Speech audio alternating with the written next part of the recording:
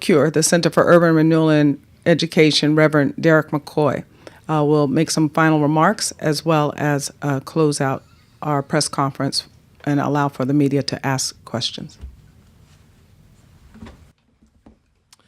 Thank you very much. It's not a day that goes by in our media today or in our culture where you don't hear of some kind of violence. You don't hear of some kind of issue that's taking place across our land that grieves the heart of so many of these that are standing here, so many of you who are watching, and folks around our country.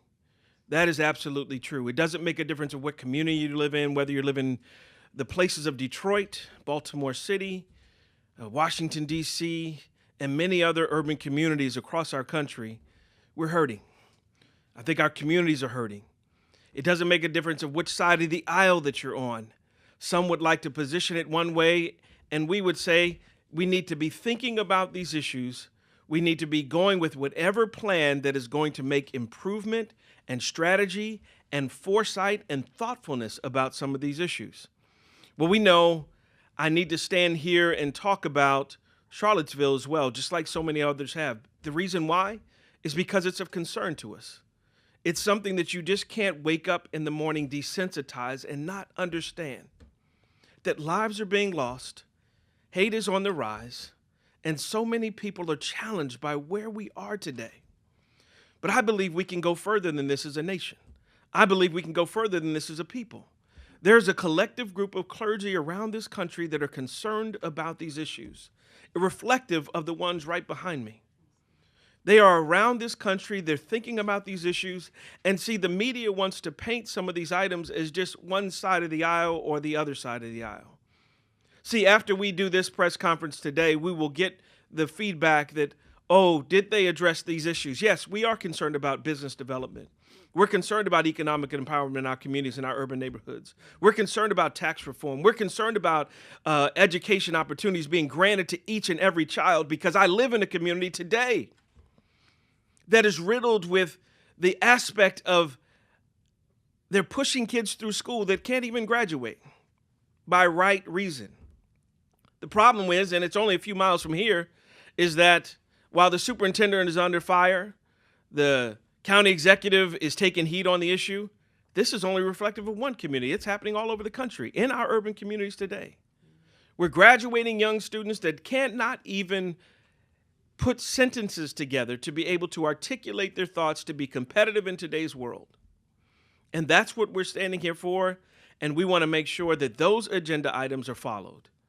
We're standing here because we do think about Charlottesville. We think about that violence and that rhetoric and racism that divides our country.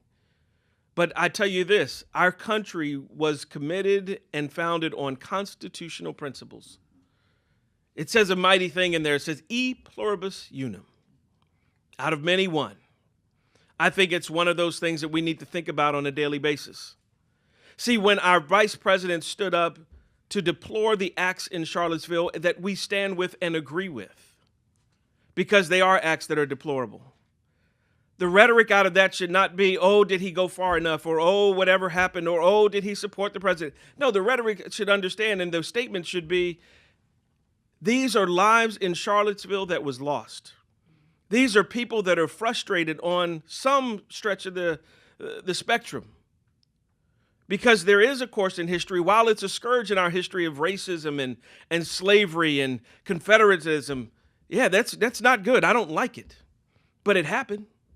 So if we deny it happened, the very existence that it happened, someone said just recently that sometimes we can maybe forget those things that happened and repeat history, and that's not good.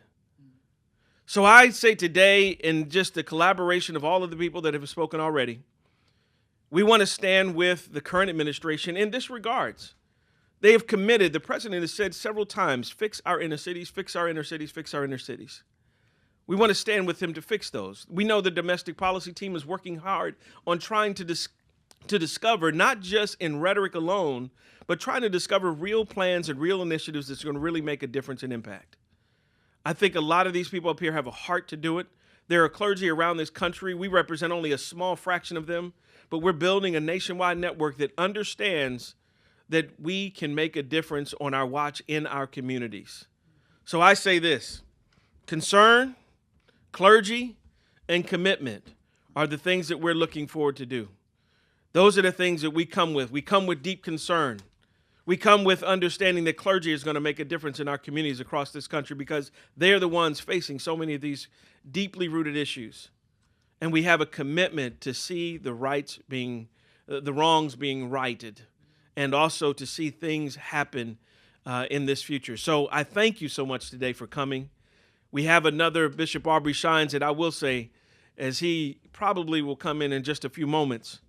He's another committed man of God that wants to see his community change, wants to see lives change, and has a lot of great points that he would also stand with these folks here to ditto some of those key issues, who stands with us in our clergy team. So today, I want to just thank you for every word that's been said. I thank you for all of these great folks that have stood here with us, but these are just a representative folks that really believe in these issues. But like I said, e pluribus unum is so important, that we stand together, many as one, and not just create a whole bunch of rhetoric, but really understand that we have a lot of work to do, and a lot of our sleeves need to get rolled up and our hands need to get dirty because our communities are hurting.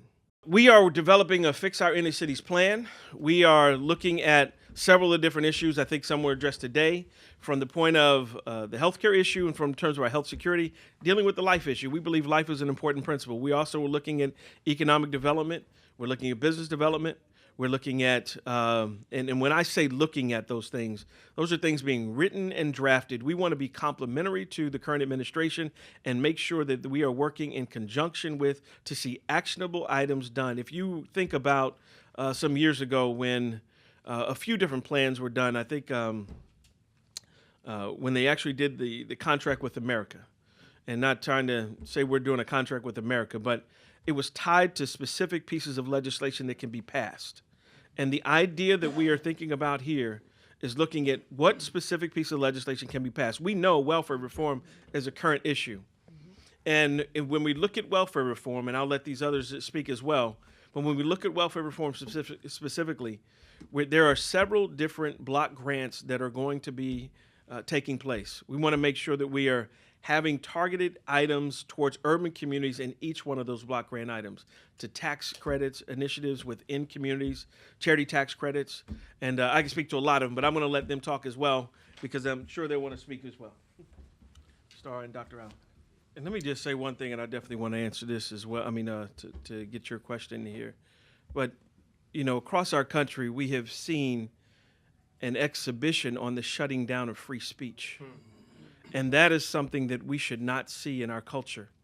Over the past several years, and just not that long ago, we've seen elections totally change regarding the people's voice and vote in various state issues and state initiatives where they've been overturned by folks that have just said, I'm doing it this way. I'm disregarding law. I'm disregarding our governmental system.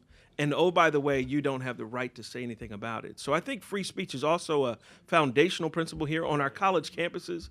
The idea of thought process coming up where young people and students are learning to engage with each other, dialogue, interact, and come up with creative solutions, ideas, and really foster education opportunities. That's not happening. We're saying you only have one thought process, and that is the only thing that can be allowed within the spectrum of our country. And I think that's absolutely wrong. And so what's happening is that we do have this alt-left, alt-right, and these factions and sides that are happening. But you got to understand, debate is being shut down. And debate is something that has always been one of the foundational principles of America, where we can foster, flourish, and grow together and learn from each other. So, yes, sir. Appreciate that. I think a lot of people will definitely have some comments because I hear them already in my ear. I think one thing that you need to understand is while you're saying the president is supposedly the instigator, I think that's absolutely wrong. I think it's just, no, it's not disingenuous. The president has made his comments. We're not standing up here to say we are best friends with everything the president does, but he is in an office that we all respect. That is the office of the United States president. And so if we're looking at how do we move our country forward, we're trying to make sure that we do that collectively together.